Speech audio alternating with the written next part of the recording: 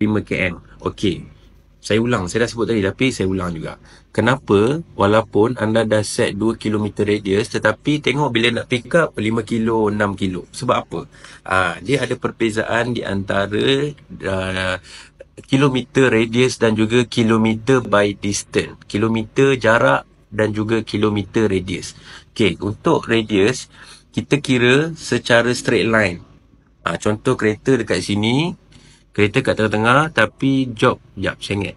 Tapi job yang masuk ni mungkin dekat hujung bulatan ni. Kita kira jarak itu secara straight line. Tapi kenapa bila nak pick up lebih daripada 2 km? Abang dan kakak semua kena ingat jalan dekat Kuala Lumpur ini dia orang Perak kata bersipang sior. Okay? Dia banyak kona-kona. So daripada daripada tempat driver nak pergi ke mana? Nak pergi ke tempat pick up tu jalan kona-kona dan menyebabkan lebih daripada 2 km ataupun lebih daripada berapa yang driver dah set. So harap faham.